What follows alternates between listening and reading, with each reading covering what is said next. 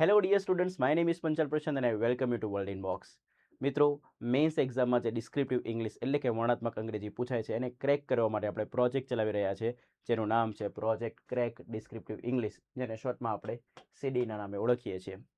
આજે મિત્રો પ્રોજેક્ટ સીડીનો 50મો લેક્ચર કન્ડક્ટ કરવાનો છે.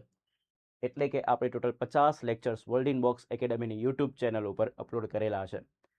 જો તમે 50 લેક્ચર્સ જોયા હોય તો થેન્ક યુ વેરી મચ દોસ્તો. કારણ કે દોસ્તો, આ 50 લેક્ચર્સની જે સિરીઝ છે અત્યાર સુધી જે આપણે ચલાવી છે, એ સિરીઝથી ડેફિનેટલી ગુજરાતના દરેક વિદ્યાર્થીને બેનિફિટ મળવો જોઈએ, એ હેતુથી આપણે ચલાવી રહ્યા છીએ. તો તમે જો આ લેક્ચર્સ જોયા હોય તો આ લેક્ચર્સને વધુમાં વધુ શેર કરજો, કમેન્ટ કરજો અને લાઇક કરજો. મિત્રો, આજનો જે 50મા નંબરનો લેક્ચર છે એમાં હું તમને ઇંગ્લિશ લેંગ્વેજના 3 જે અગત્યના કાર્ડ છે એની વાક્યરચના શીખવાડવાનો છું. મેં તમને 49 નંબરના લેક્ચરમાં ચાલુ પૂર્ણકાળ ને ચાલુ કાળમાં શું ડિફરન્સ છે એ સમજાવ્યો હતો.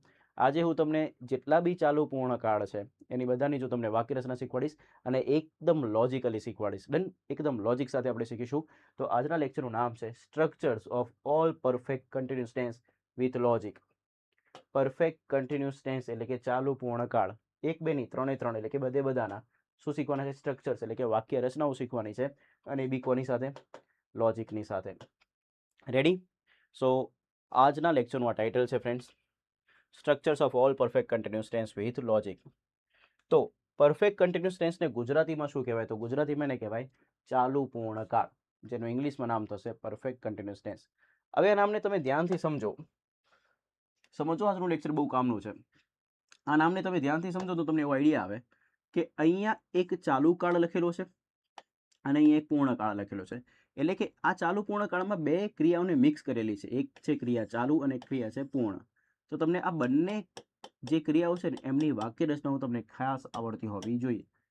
તો જો તમે અગાઉના લેક્ચર્સ જોયેલા છે, 49 લેક્ચર્સ જોયેલા હશે, તો તમને ખ્યાલ હશે મેં તમને 3 પૂર્ણકાળની વાક્ય રચના શીખવાડેલી છે. અને પૂર્ણકાળની વાક્ય રચના યાદ રાખવી હોય તો અંગ્રેજી ભાષામાં એકદમ સરળ રીત છે. એક જ લાઈન યાદ રાખવાનું, કાળ પ્રમાણે હેવનું રૂપ પ્લસ V3. બોલો મારી સાથે, કાળ પ્રમાણે હેવનું રૂપ પ્લસ V3. તો કાળ પ્રમાણે હેવનું રૂપ પ્લસ V3. આ વાક્ય રચનાથી તમે કયા કાળની વાક્ય રચના બનાવી શકો છો? પૂર્ણકાળની. હવે મારે તમને બીજે કયો કાળની વાક્ય રચના શીખવાડવાની? ચાલુ કાળની. તો ચાલુ કાળની વાક્ય રચના બનાવવાની રીત મેં તમને શીખવાડેલી છે. તમને યાદ હશે. શું છે એ રીત? કમેન્ટમાં જણાવો ફટોફટ. તો એ રીત દોસ્તો છે કાળ પ્રમાણે બીનું રૂપ પ્લસ ING. વન્સ અગેન, શું? કાળ પ્રમાણે બીનું રૂપ પ્લસ ING. તો અહીંયા આવશે કાળ પ્રમાણે બીનું રૂપ પ્લસ ING. ING કોનું રૂપ મૂકવાનું? ક્રિયાપદનું. રેડી? તો ડિટેલમાં બોલું તો આવું બોલાય, કાળ પ્રમાણે બીનું રૂપ પ્લસ ક્રિયાપદનું ING વાળું રૂપ. હું એને શોર્ટમાં બોલું છું, કાળ પ્રમાણે બીનું રૂપ પ્લસ ING. રેડી? તો અહીંયા પૂર્ણકાળ છે ને અહીંયા ચાલુ કાળ છે. તો આ બંને કાળની વાક્ય રચનાનું આપણે મિલન કરાવવું પડશે ને પછી બનશે એક કાળની વાક્ય રચના. કયા કાળની? ચાલુ પૂર્ણકાળની. તો ચાલો, પૂર્ણકાળની વાક્ય રચના કાળ પ્રમાણે હેવનું રૂપ પ્લસ V3. ચાલુ કાળની વાક્ય રચના કાળ પ્રમાણે બીનું રૂપ પ્લસ ING. સો કેવી રીતે વાક્ય રચના બનશે ચાલુ પૂર્ણકાળની તો એને સમજીએ. તો ચલો પહેલા પૂર્ણકાળની વાક્ય રચના આપણે જોઈ લઈએ. કાળ પ્રમાણે હેવનું રૂપ પ્લસ V3. હવે ચાલુ કાળની વાક્ય રચના જોઈ લઈએ. કાળ પ્રમાણે બીનું રૂપ પ્લસ ક્રિયાપદનું ING વાળું રૂપ. હવે આ બંનેનું મિલન કરાવો. રેડી? જેમ કે જો કહો, દેખો, કાળ પ્રમાણે શું લખ્યું છે? હેવનું રૂપ. તો અહીંયા ઉપર નીચે કશું છે નહીં એટલે સીધું આવશે શું? કાળ પ્રમાણે હેવનું રૂપ. રેડી? હવે અહીંયા શું લખ્યું છે? કાળ પ્રમાણે બીનું રૂપ. પણ બીના રૂપમાં ડિમાન્ડ કોની થાય છે? તો બીના રૂપમાં ડિમાન્ડ થાય છે દોસ્તો, ઉપર કોની ડિમાન્ડ છે? V3ની. તો આ બંનેને સેટિસ્ફાઈ કરવા પડશે. તો બીનું રૂપ લખવાનું પણ ગમે તે નહીં. બીના રૂપમાં કાળ પ્રમાણે કોની ડિમાન્ડ થાય છે? V3ની જ ડિમાન્ડ થાય છે. કોની? V3ની જ. તો તમને બીનું V3 ફોર્મ આવડતું હોવું જોઈએ. તો અહીંયા આવશે બીનું V3 રૂપ. રેડી? અને અહીંયા છેલ્લે શું છે? ક્રિયાપદનું ING વાળું રૂપ. ઉપર નીચે કશું છે નહીં એટલે સીધું આવશે ક્રિયાપદનું ING વાળું રૂપ. તો ફરીથી 3 શબ્દો બન્યા. કાળ પ્રમાણે હેવનું રૂપ પ્લસ બીનું V3 રૂપ પ્લસ ક્રિયાપદનું ING વાળું રૂપ. રેડી છે? કઈ રીતે આવ્યું? તો ઉપર કાળ પ્રમાણે હેવનું રૂપ, એની ઉપર નીચે કોઈ ક્રિયાપદ છે નહીં એટલે સીધું આવી ગયું. અહીંયા V3 ફોર્મ છે, V3 ફોર્મની નીચે શું છે? કાળ પ્રમાણે બીનું રૂપ. તો બીનું રૂપ મૂકવાનું પણ ગમે તે કે V3, તો જેની ડિમાન્ડ હોય જ લખવાનું. તો બીનું V3 ફોર્મ. તો અહીંયા આવશે બીનું V3 ને પછી આવશે ક્રિયાપદનું ING વાળું. હવે આ રીતની આપણા જોડે વાક્ય રચના આવે છે. તો કાળ પ્રમાણે હેવનું રૂપ, બીનું V3 રૂપ ને ક્રિયાપદનું આઈએનજી વાળું રૂપ. તો ચલો કાળ પ્રમાણે હેવનું રૂપ લખીશું. હવે તમને બીનું V3 આવડતું હોવું જોઈએ અને લાઈફ ટાઈમ માટે યાદ રાખજો, બીનું V3 ફોર્મ થશે બીન. શું થશે દોસ્તો? બીન.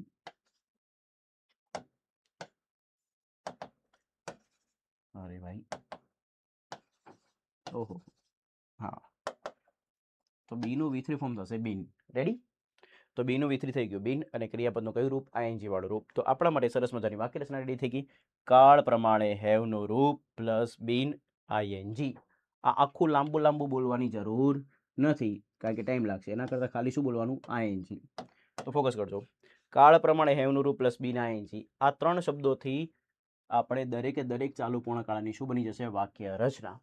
તો મેં તમને ચાલુ પૂર્ણકાળની વાક્ય રચના શીખવાડી, જેની વાક્ય રચનાની ટેગલાઇન શું છે, જેના પરથી દરેકે દરેક ચાલુ પૂર્ણકાળની વાક્ય રચના બની શકે. એ ટેગલાઇન છે કાળ પ્રમાણે હેવનું રૂપ પ્લસ બીન આઈએનજી. આ તો કન્ફર્મ રહેવાનું જ છે. બીન આઈએનજી તો આવશે જ, ખાલી તમારે આગળ શું મૂકવાનું? કાળ પ્રમાણે હેવનું રૂપ. તો હવે જુઓ, કાળ પ્રમાણે હેવનું રૂપ પ્લસ બીન આઈએનજી. હવે હું જ્યારે બોલું છું કાળ પ્રમાણે હેવનું રૂપ, તો અંગ્રેજી ભાષામાં તો મુખ્ય ત્રણ જ કાળ છે: વર્તમાન કાળ, ભૂતકાળ અને ભવિષ્યકાળ. તો હવે તમારે જો વાક્ય વર્તમાન કાળમાં હોય તો વર્તમાન કાળ પ્રમાણે હેવનું રૂપ મૂકવાનું, વાક્ય ભૂતકાળમાં હોય તો ભૂતકાળ પ્રમાણે હેવનું રૂપ મૂકવાનું, અને વાક્ય ભવિષ્યકાળમાં હોય તો ભવિષ્યકાળ પ્રમાણે હેવનું રૂપ મૂકવાનું. રેડી છે? તો ચેક કરો કે જો વાક્ય વર્તમાન કાળમાં છે તો વર્તમાન કાળ પ્રમાણે હેવનું રૂપ તમને આવડતું હશે મિત્રો. શું થાય કમેન્ટમાં જણાવો. તો વર્તમાન કાળ પ્રમાણે હેવનું રૂપ થશે મિત્રો હેવ હેઝ. રેડી? જો વાક્ય ભૂતકાળમાં હોય તો ભૂતકાળ પ્રમાણે હેવનું રૂપ મૂકવું પડે, અને ભૂતકાળ પ્રમાણે હેવનું રૂપ શું થશે? હેડ. અને જો વાક્ય ભવિષ્યકાળમાં હોય તો ભવિષ્યકાળ પ્રમાણે હેવનું રૂપ મૂકવું પડે, અને ભવિષ્યકાળ પ્રમાણે હેવનું રૂપ બનાવવું હોય ને તો જ્યારે જ્યારે અંગ્રેજીમાં ભવિષ્યની તમે વાત કરો, કોની વાત કરો? ભવિષ્યકાળની, ત્યારે ત્યારે મગજમાં બે મોડેલ આવવા જોઈએ, વ્હીલ અને સેલ. અને વ્હીલ અને સેલ પોતે મોડેલ છે.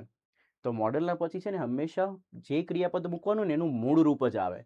તમારે કોનું રૂપ મૂકવાનું છે? તો હેવનું. તો હેવનું મૂળ રૂપ જ આવે, અને હેવનું મૂળ રૂપ થાય હેવ પોતે. તો આપણા માટે વિલ શેલ હેવ લખીએ ને તો એને કહેવાય ભવિષ્યકાળ પ્રમાણે હેવનું રૂપ. યાદ રાખજો, ઘણા વિદ્યાર્થી મિત્રોને ભૂલ પડે છે. આપણે ભૂલ પડવી જોઈએ નહીં. We are the best. તો ભવિષ્યકાળ પ્રમાણે રૂપ મૂકવાનું હોય તો ભવિષ્યકાળ પ્રમાણે હેવનું રૂપ મૂકવું હોય તો શું બનશે? Will shall have. રેડી? હવે પ્રેક્ટિકલી વિચારો. વર્તમાન કાળ પ્રમાણે હેવનું રૂપ હેવ હેઝ, ભૂતકાળ પ્રમાણે હેવનું રૂપ હેડ, ભવિષ્યકાળ પ્રમાણે હેવનું રૂપ વિલ શેલ હેવ. હવે હું તમને એમ કહું કે મિત્રો, ચાલુ પૂર્ણ કાળ બનાવવાનો છે તો તમારા માઇન્ડમાં પહેલી વાક્ય રચના આવી જોઈશું કાળ પ્રમાણે હેવનું રૂપ પ્લસ બીન આઈએનજી. કન્ફર્મ આટલો શબ્દ આવી જ જવો જોઈએ. યાદ કરી લો અત્યારે જ. કાળ પ્રમાણે હેવનું રૂપ પ્લસ બીન આઈએનજી. હવે હું તમને ત્રણે ત્રણ કાળની વાક્ય રચના શીખવાડી દઉં, તો ધ્યાનથી દેખજો. સૌથી પહેલા વાક્ય રચના શીખવી છે કયા કાળની? ચાલુ પૂર્ણ વર્તમાન કાળની. ચાલુ પૂર્ણ વર્તમાન કાળ. આની વાક્ય રચના શીખવી હોય તો મેં તમને હમણાં જ વાત કરી કે જ્યારે જ્યારે ચાલુ પૂર્ણકાળની વાક્ય રચના શીખવી હોય તો એની એક જ ટેગલાઇન છે, અહીંયા લખી દઈએ, કાળ પ્રમાણે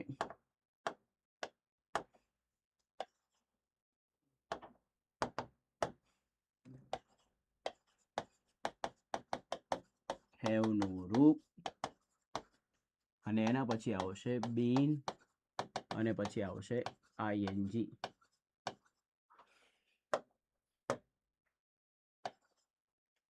ઓકે, ફરીથી કાળ પ્રમાણે હેવનું રૂપ પ્લસ બીન આઈએનજી. રેડી છે? Okay. Pen is not properly working, થોડું ઇશ્યુ છે. નેક્સ્ટ લેક્ચરમાં આપણે સોલ્વ કરી દઈશું, સો ડોન્ટ વરી ફ્રેન્ડ્સ. કાળ પ્રમાણે હેવનું રૂપ પ્લસ બીન આઈએનજી. તો હવે મારે ચાલુ પૂર્ણ વર્તમાન કાળ બનાવવાનું હોય વાક્ય રચના, તો અહીંયા વર્તમાન કાળ પ્રમાણે હેવનું રૂપ લખવું પડે, ને વર્તમાન કાળ પ્રમાણે હેવનું રૂપ થશે હેવ હેઝ, અને પછી આવશે શું? બીન આઈએનજી. તો આજ પછી જ્યારે કોઈ બી વાક્ય ચાલુ પૂર્ણ વર્તમાન કાળમાં લખવું હોય તો તમારા મગજમાં ત્રણ શબ્દો આવવા જોઈએ: have has, been, ING. Once again શું? Have has, been, ING. Ready? તો ચાલુ પૂર્ણ વર્તમાન કાળની વાક્ય રચના થઈ ગઈ, હેવ હેઝ, બીન, આઈએનજી. હવે મારે તમને શીખવાડવી છે ચાલુ પૂર્ણ ભૂતકાળની વાક્ય રચના. તો નિયમ પ્રમાણે જાઓ. રૂલ શું છે? કાળ પ્રમાણે હેવનું રૂપ પ્લસ બીન આઈએનજી. કયા કાળમાં વાત કરો છો? ભૂતકાળ. તો ભૂતકાળ પ્રમાણે હેવનું રૂપ લખવું પડશે, અને ભૂતકાળ પ્રમાણે હેવનું રૂપ શું થશે? હેડ, અને એના પછી આવશે શું? બીન, અને પછી આવશે શું? આઈએનજી. તો વાક્યરચના શું બની? હેડ બીન આઈએનજી. કયા કાળની? ચાલુ પૂર્ણ ભૂતકાળની. તો ચાલુ પૂર્ણ ભૂતકાળની વાક્યરચના થઈ ગઈ હેડ બીન આઈએનજી. હવે મારે તમને વાક્યરચના શીખવાડવી છે ચાલુ પૂર્ણ ભવિષ્યકાળની. તો ફ્રેન્ડ્સ ધ્યાનથી સમજજો. જ્યારે જ્યારે ચાલુ પૂર્ણ કાળની વાક્યરચના બને ત્યારે ટેગલાઇન શું છે? કાળ પ્રમાણે હેવનું રૂપ પ્લસ બીન આઈએનજી. તો ભવિષ્યકાળ પ્રમાણે વાત કરવી છે તો ભવિષ્યકાળ પ્રમાણે હેવનું રૂપ લખવું પડશે અને ભવિષ્યકાળ પ્રમાણે હેવનું રૂપ થશે વિલ શેલ હેવ. ને પછી ફરજિયાત શબ્દ આવશે શું? બીન. અને પછી શબ્દ આવશે શું? આઈએનજી. તો આખી વાક્યરચના શું બની? Will shall have been ING. તો આ છે વાક્યરચના કયા કાળની? ચાલુ પૂર્ણ ભવિષ્યકાળની. તો ચાલુ પૂર્ણ ભવિષ્યકાળની વાક્યરચના જોઈ લો મિત્રો. Will shall have been ING. Ready? તો આની સાથે મેં તમને 3 ને 3 ચાલુ પૂર્ણકાળની વાક્યરચના શીખવાડી છે. હવે ફ્રેન્ડ્સ આપણે 12 કાળની વાક્યરચનાઓ જોઈ લીધી છે. ઓલરેડી 48 કાં તો 47 સુધી મેં તમને 9 કાળની વાક્યરચના પ્લસ દરેકે દરેક કાળના 5 પેરેગ્રાફ શીખવાડેલા છે. હવે શું કરવાનું છે? ચાલુ પૂર્ણ વર્તમાન કાળના 5 પેરેગ્રાફ, ચાલુ પૂર્ણ ભૂતકાળના 5 પેરેગ્રાફ અને ચાલુ પૂર્ણ ભવિષ્યકાળના 5 પેરેગ્રાફ. એટલે કે આ દરેકે દરેક 3 કાળના 5 પેરેગ્રાફની આપણે શું કરવાની રહેશે? પ્રેક્ટિસ કરવાની રહેશે પ્રોજેક્ટ સીડી અંતર્ગત. દોસ્તો આખા ગુજરાતમાં કોઈ બી વ્યક્તિ આટલું ડિટેલમાં અને આટલું પ્રેક્ટિસ કોઈ કરાવતું નથી. ટુ ધ પોઈન્ટ ભણાવવામાં આવી રહ્યું છે પ્રોજેક્ટ સીડીમાં. તો ફ્રેન્ડ્સ મેક્સિમમ પ્રોજેક્ટ સીડીનો શું ઉઠાવો? ફાયદો ઉઠાવો. આ તમને મેન્સ એક્ઝામમાં ખૂબ જ હેલ્પફુલ થશે. મજાની વાત કહું, આ જે ચાલુ પૂર્ણ ભવિષ્યકાળની વાક્યરચના છે ને will shall have been ING, એ સૌથી મોટી વાક્યરચના છે. આનાથી મોટી વાક્યરચના ક્યાંય આખી અંગ્રેજી ભાષામાં આવવાની નથી. તો પ્લીઝ આ વાક્યરચના કઈ રીતે આવી એ મેં તમને લોજિકલી સમજાવ્યું છે. તો એક લાસ્ટ ટાઈમ રિવિઝન કરી લઈએ. ચાલુ પૂર્ણ વર્તમાનકાળની વાક્યરચના હેવ હેઝ બીન આઈએનજી. ચાલુ પૂર્ણ ભૂતકાળની હેડ બીન આઈએનજી. ચાલુ પૂર્ણ ભવિષ્યકાળની will shall have been ING. હવે કોઈને એવું હોય કે સર આ તો ગુજરાતી ભાષામાં નામ લખેલું છે, અમને તો અંગ્રેજી ભાષામાં નામ જોવું હોય છે, તો અંગ્રેજી ભાષામાં બી નામ કહી દઈએ. દેખો ગુજરાતી કરતાં અંગ્રેજી ઊંધું છે તો પાછળથી આગળ આવવું પડશે. તો પહેલાં લખવું પડશે પૂર્ણ. પૂર્ણને કહેવાય પરફેક્ટ. ચાલુને કહેવાય કન્ટિન્યુઅસ. પહેલાં એક એક શબ્દ શીખી લો. અને વર્તમાન કાળને કહેવાય પ્રેઝન્ટ ટેન્સ. તો આ બધા શબ્દોને ભેગા કરીએ તો આનું નામ બને. પાછળથી આગળ આવીશું વર્તમાન એટલે કે પ્રેઝન્ટ, પૂર્ણ એટલે પરફેક્ટ, ચાલુ એટલે કન્ટિન્યુઅસ અને કાળ એટલે ટેન્સ. હંમેશા ટેન્સ શબ્દ છેલ્લે આવે. તો આખું અંગ્રેજી શું થયું? ગુજરાતી કરતાં અંગ્રેજી ઊંધું. તો પાછળથી આવ્યા પ્રેઝન્ટ પરફેક્ટ કન્ટિન્યુઅસ ટેન્સ. એવી રીતે ચાલુ પૂર્ણ ભૂતકાળનું બોલવું હોય તો પાસ્ટ પરફેક્ટ કન્ટિન્યુઅસ ટેન્સ. ચાલુ પૂર્ણ ભવિષ્યકાળનું ફ્યુચર પરફેક્ટ કન્ટિન્યુઅસ ટેન્સ. તો મેં તમને ઇંગ્લિશ લેંગ્વેજમાં બી નામ કહી દીધા છે. ડન. સો ફ્રેન્ડ્સ આ લેક્ચર અંતર્ગત આપણે દરેકે દરેક ચાલુ પૂર્ણકાળની વાક્યરચનાને લોજિકની સાથે શીખી લીધું છે. તો ફ્રેન્ડ્સ તમને કોઈ બી ડાઉટ રહી ગયો હોય તો તમે કમેન્ટ સેક્શનમાં જણાવી શકો છો. અને વિડીયોને મેક્સિમમ લાઇક કરો, શેર કરો અને કમેન્ટ કરો કે તમને આ વિડીયો કેવો લાગ્યો છે. મળીએ દોસ્તો નેક્સ્ટ લેક્ચરમાં ચાલુ પૂર્ણ વર્તમાનકાળના પેરેગ્રાફ સાથે આપણે મળીશું. ત્યાર સુધી બાય બાય, ટેક કેર.